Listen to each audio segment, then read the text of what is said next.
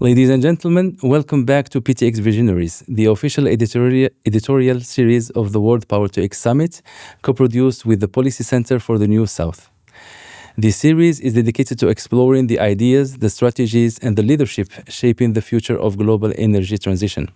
My name is Samir Rashidi. I'm the Director General of IREZEN, the Moroccan Research Institute for Solar Energy and New Energies, and I have the great pleasure of moderating this episode.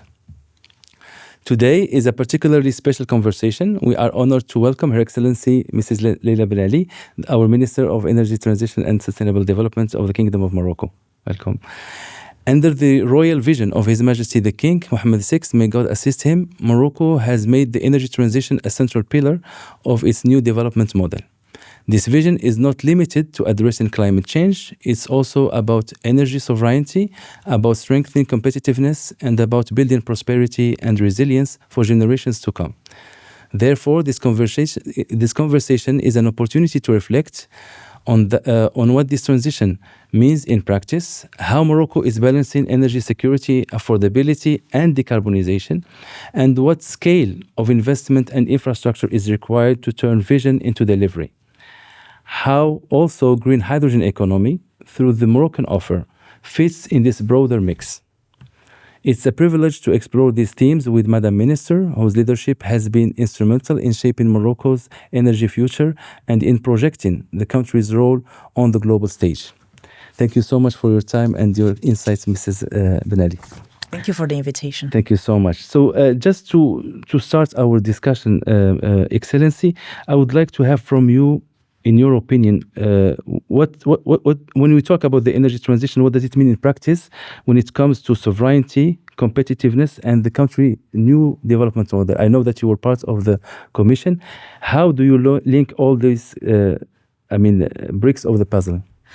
Well, first, Mr. DG, Dr. Samir Rashidi, first, thank you for the invitation to prepare for this wonderful Power to X this year. We're so very excited about our participation in Power to X for many reasons. The first one is very much, as you say, to how to simplify the issues around energy transition and sustainable development. The link between transition, security, affordability, and competitiveness is very simple. If you don't have energy, you have no development, and you have no economic or social development. So the energy transition is at the heart of every transition that you have in a country. Digital transition, economic transition, social transition. So that's something that really puts energy transition at the heart of all the discussions that you're having in a society today.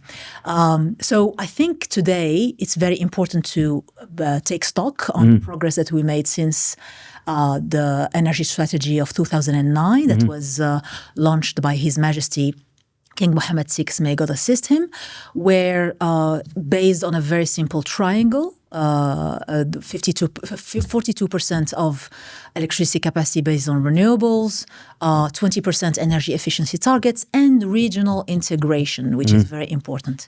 And why renewable energy and energy efficiency and regional integration are very important is because Morocco has never been a major fossil fuels exporting or producing country. So why do we need to have a strategy that is copied and pasted from other countries that are very competitive in that field? So that's why with the enlightened leadership of His Majesty, we pushed our strategy towards the areas where we have most competitive advantage, which is clean and sustainable energy. Very good, very good. But as a follow-up question, how do you put the cursor between affordability, because it's also, there is a cost issue as well, security and decarbonization? We would like also to hit those three targets. Yes. What is priority in your opinion? There is the glue there. I'm a believer in one very simple economic concept, which is economies of scale. Economies of scale that will enable you to reach the most affordable source of energy, water, or whatever commodity you're trying to produce. So in our case, we have the possibility, but if we put in an investment shock in our system to really ensure that we have large-scale infrastructure and renewable energy projects that will enable us to reduce costs. I mean, roughly today, you have the cost of electricity around, let's say, $100 megawatt hours in Morocco. I'm using international units so that everybody understands. The cost of renewable energy, especially in the southern parts of the country, is very competitive. I mean, we are in the latest RFPs that our local entities have launched. The latest competitive bids. We've seen prices of definitely less than $40 per megawatt hour. So now the challenge is to ensure that you produce, transport, and distribute that energy, maybe connected with other markets to really induce that economies of scale competitively. That's why it's very important to do that so that you have no tension between affordability, competitiveness, and sustainability, or what you call decarbonization. And by the way, I think that's a passé word that we don't use anymore, Dr. Rashdi. No worries. Indeed, as carbon is becoming also an input for some industries, we speak now more about defossilization rather than decarbonization. But yeah, let me jump on what you have emphasized on the connector. You have often spoken, Excellency, about the need for Morocco and probably for the region for an investment shock, especially when it comes to infrastructure, which is a key enabler for the energy transition. How do you see the priorities for this investment shock for infrastructure? Is it grid?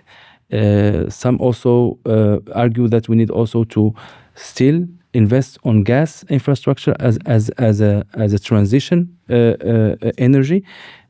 And also, what about ports, corridors, storage capabilities, desalination as well?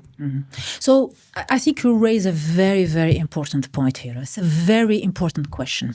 If you look at since the beginning of this century, how Morocco has invested in the energy sector in particular and in infrastructure in general, there was a wave of large investments in the early part of this century that peaked after 2008, 2009, there was a huge financial crisis, a global financial crisis.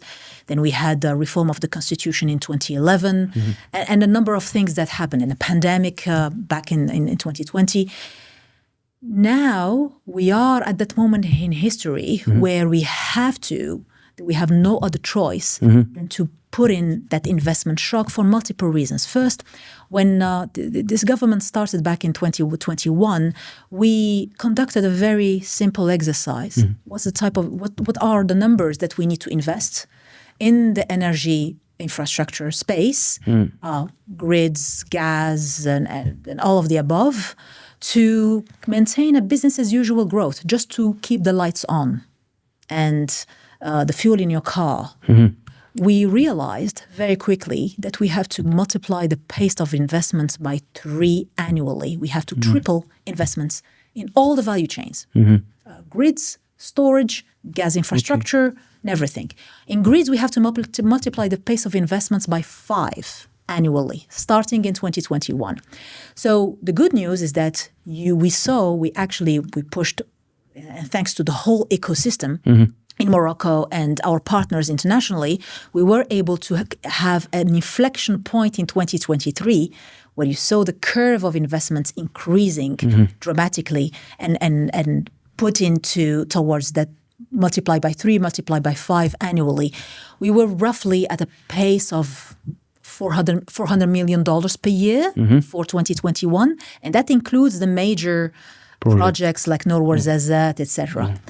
After 2021, we moved to a pace of more than $1 billion a year in the energy infrastructure, including, of course, large-scale projects, but also small-scale projects. We have a number of small solar power projects that are reinjecting into the medium voltage grid that started actually with the investments, the final investment decisions have been taken. So that business as usual investment shock is already happening. It started in 2023, and we already shared the numbers. The other investment shock that we also need is the type of investment shock that the green hydrogen offer provides, or other major infrastructure projects like the Soccer World Cup in general. And there, it links back to my first issue around economies of scale. If you want to emerge as a competitive player in this space, where we have a clear competitive advantages, we need the economies of scale to a certain level that is inducing a decrease in costs so that Moroccans and the economic and social tissue of Morocco have access to affordable sources of energy, clean source of energy, but also reliable and secure sources of energy. And I can say a few words about the gas as well, because that's at the center of my triangle. Absolutely, exactly. How do you see the deployment of gas infrastructure or gas plants? Let's say like this, as a supporting or as a supporter to the energy transition, because of course we are trying to achieve 52%, probably will be more than that by 2030. There are also studies that are also run under your department about 80% renewables, probably 100% renewables, and there will be a transition. How do you see the support of the gas technology, gas turbines, also in conjunction with our infrastructure, the pipeline MGE with Spain, the reverse flow also that you have in Pulse with the partners, Moroccan and international? How do you see the role of gas, especially in this transition? Yeah, the role of gas is very central in this transition, and it's not the beauty about Morocco's energy strategy is that it's really stable and it's resilient. So in the middle of the Russia-Ukraine crisis back in 2022, we were already advocating for natural gas supplies because it enables you to have, we love versatile, ubiquitous, but mainly versatile sources of energy and fuels. So we had a number of industries that are dependent on gas. We had our major fertilizing company, OCP, national champion, also wanting natural gas for many, many years. And I will tell you, for more than 20 years.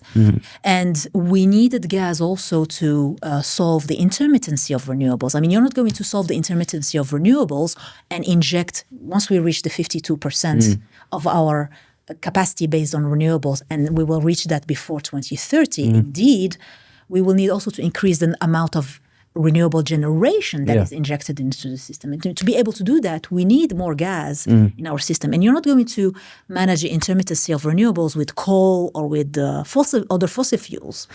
And of course, the other point is that gas is the lowest emitting fossil fuel that exists today, and it enables to solve some of the geopolitical issues that we're having with liquefied natural gas.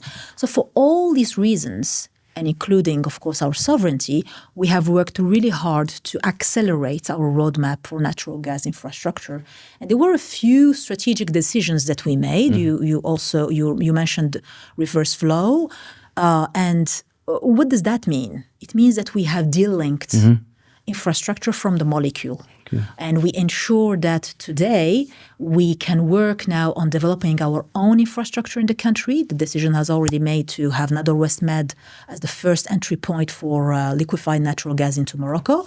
And I'm hoping to have some good news to share on the 1st of October at the Power to X about first the remaining RFPs to launch that program concretely, but also what is happening on the gas law that is now that has been put in the public domain by a Secretary General of the government. So all these parts of the puzzles are now coming into place to ensure that gas plays its role, not as a transition fuel, not as a bridging fuel. I'm not here for ideological reasons. I actually do not really care about ideological reasons.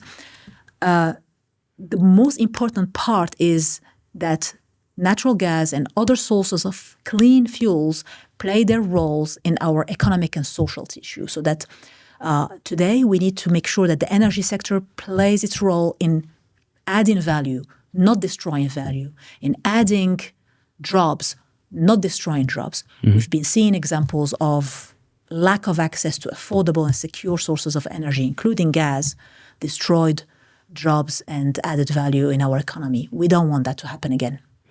You speak about value, and it gave me also idea to bring also to the table that was not foreseen, but please give me the opportunity to share that.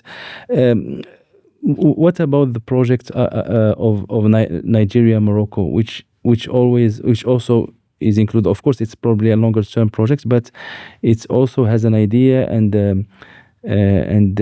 also an ideology probably to bring also growth to many countries on the line, and how Morocco could have some quick wins on this in order also to accelerate its transition, but also be a kind of a pioneer to launch this project. Yeah, on what is called now the African Atlantic gas pipeline. The discussions are going really well. We have finished most of the technical and environmental studies, and our discussions with the first partners, since you asked me about quick wins, which are Senegal and Mauritania, are going really well, because they are also, our partners in Senegal and Mauritania are also they're thinking around how they monetize their own resources. And of course, it's always more economic for a country to export its gas via pipeline than to have very expensive floating liquefied natural gas production offshore. So I think the discussions are going really well in ensuring that, as you rightly pointed out, the West African populations, including Morocco, and for us a key central point is how to turn the southern part of the country, especially around the port of Dakhla, as a major hub, not only for energy, but also for green steel. And we have also in our mining sector what we call the OTC corridor strategy to ensure that Morocco is very much this loved corridor for originating, but also transit and certification of especially strategic and critical minerals, for metals and minerals for our transition. So we think that with the Atlantic vision of His Majesty King Mohammed VI, may God assist him, we really have all the ingredients to turn Morocco into this major corridor, or I like to say the only corridor today linking Africa, Europe, and the Atlantic Basin. Thank you so much. Let me move to another gas, but it's still a gas. So the green hydrogen, and also its link to competitiveness. We know that now the hydrogen economy is facing some challenges, especially when it comes to offtake, firm offtake, long-term offtake, and also about regulation, RFNBO and others in terms of source of CO2 when we speak about e-fuels. But first of all, from a Moroccan perspective, in your opinion, Excellency, what is how we could link this vision, ambitious vision that is structured by the Offre Maroc that we have, with the value creation and also the industrial competitiveness in the country? Yeah, also another great question. 2 points there, Mr. DG of Irezen as well. Because Irezen is playing a key role in this vision around green hydrogen, or what I would call new fuels and new technologies. It's a hugely competitive arena where one thing that we rarely talk about is the role of a few major players around the world, but mainly China, the US, and a number of countries that are injecting a huge amount of money into research and development and diversifying their offers on methanol, green ammonia, e-fuels, green steel, etc. So the point that I'm trying to make is the way Morocco's green hydrogen offer has been structured is what we call un cas d'école. Is very much to ensure that we don't take, or we take actually concerted and informed risks with in conjunction with the private sector, that the government takes, that the state takes informed risks with the private sector, and we work hand in hand and gradually and reverse path if the technology has a major change going forward. Because if you look at the clean tech value chain, I'm not going to teach you, you know that really well, that in most clean tech value chain, in batteries and storage, electrolyzers, different technologies around grids, electrification, even desalination, China today has more than 70 or 80% of the market share. Absolutely. When I was talking about economies of scale, with a major price and market power that is there, that we need to take into account when devising our strategies. So when it comes to the green hydrogen offer, that's why you've seen, we already presented a number of the governance last year, actually at the Power to X of last year, we had many discussions on the process. So I'm not going to repeat that today, but I think the discussions are going very well with some of the selected companies, and there will be others coming as well, because the whole point is to really diversify risks among geographies, countries, technologies, offtake as well. I mean, we want to, you know that there's a major negotiation happening at the IMO level on the maritime sector that might change the future of the sector as well. And the whole point is to have an ecosystem around it and have those economies of scale. And what I say is that if we are able to to actually build a fraction of the 20 gigawatts of renewable capacity or electrolyzers capacity that are the I would say the addition of those projects, the de-risked addition of those projects together, I think it's going to be a major success for Morocco, because we would have built also the ports, the infrastructure, the grids as well that will accompany those projects. So I think that's very important to get that investment shock ongoing as well. But there is now some voices that say probably the time to market is not there. I mean, how do you put then what we are doing very well with the Moroccan offer and the developers, the private sector, with also the constraints of regulation and also of take, that is, I mean, the subsidies that are not the premiums, let's say, to speak in a politically correct manner, the premiums are not there. The offtake agreements, people are speaking about short-term offtake agreement that are not in line with the heavy investment that are involved. What is your opinion on this time to market?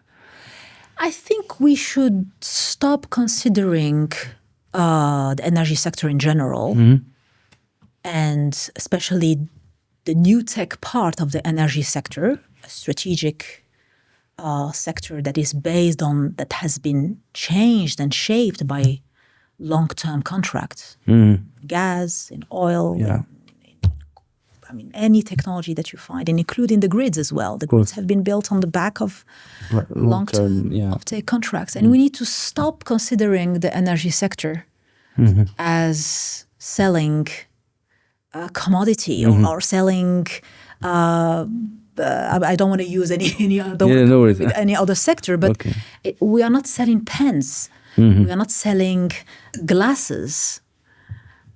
The energy sector is a very strategic project that demands a long-term vision.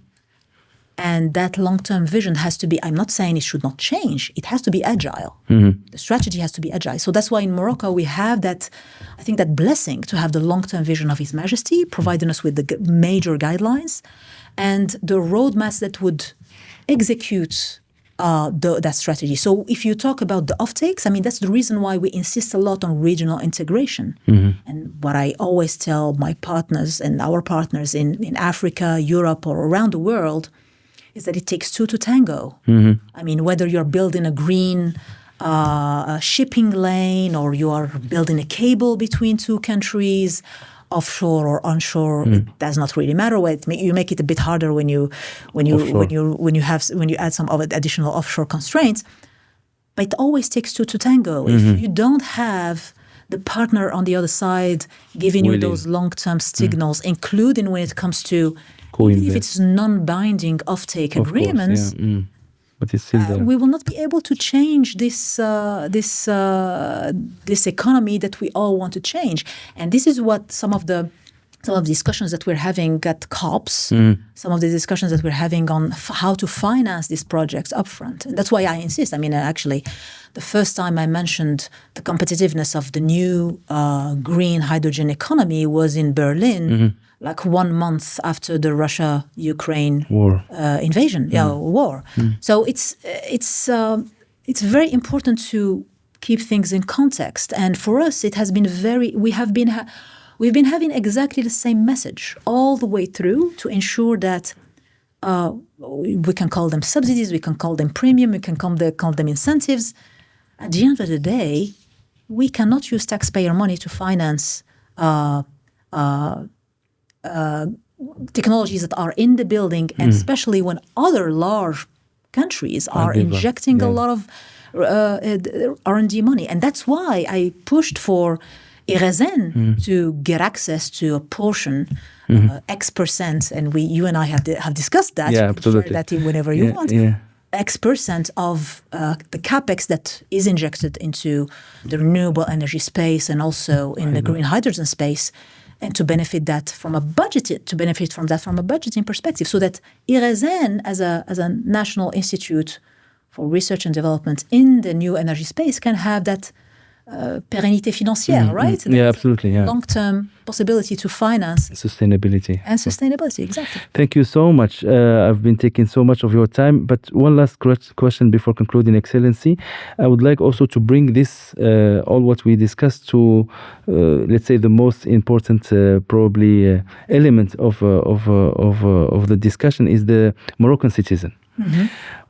Beyond the molecules and infrastructure that we were discussing, what does this energy transition from all these components, I mean renewable plants, energy, let's say in the industrial integration, and also hydrogen projects, what does it mean for the Moroccan citizen at the end of the day in terms of jobs, know-how, expertise, capacity building, opportunities, especially the youth of our country? What can you say about that? Yeah, no, I think we should have started with this, actually. We should have started with the impact on the population, on the youth, and very, very importantly, on the population at large, including especially the most vulnerable parts of our population.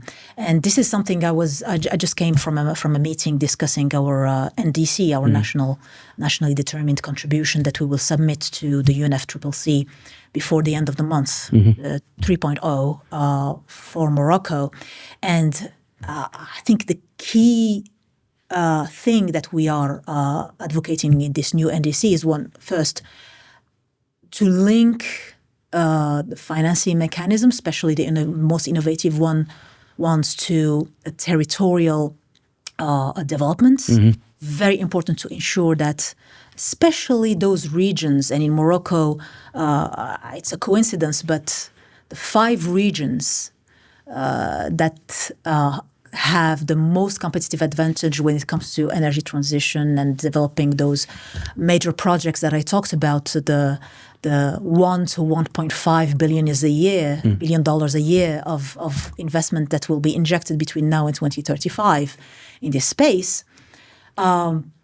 Those 5 regions, the 3 southern regions plus the Ratafilelt and the eastern region, are the ones also where you find a lot of vulnerability, economic vulnerability, but also vulnerability to climate change.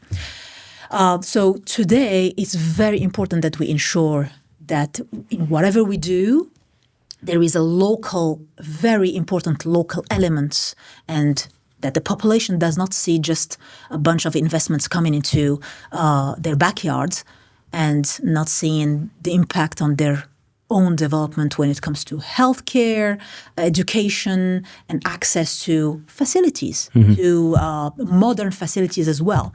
So I think it was Lenin who was saying that communism is Soviet power plus electrification of the country.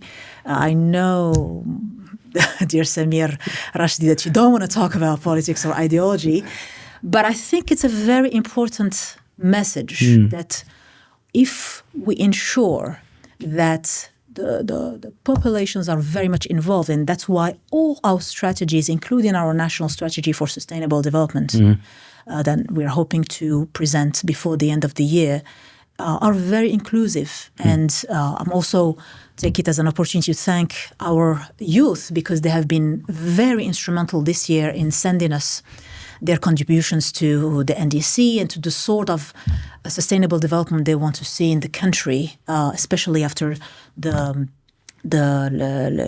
discourse, the royal discourse of Throne Day, that really emphasized the importance that Morocco should not be going at two speeds.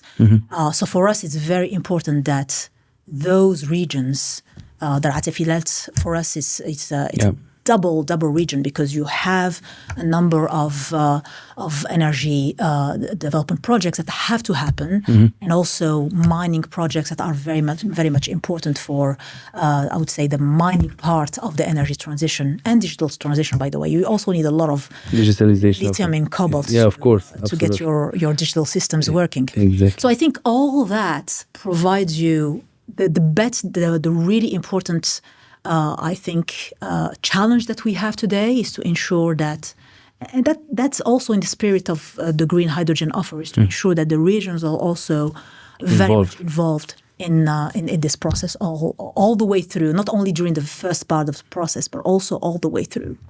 Thank you so much. Before concluding, Excellency, I would like to have also your feelings and also what you are thinking about the forthcoming years for our Moroccan citizens, but also for our international partners. How do you see the future in energy transition for Morocco? I see the future for energy transition in Morocco as very, very, very bright. Why is that? Because I think we have all the ingredients now to reach our goals. And I'm not talking about decarbonization or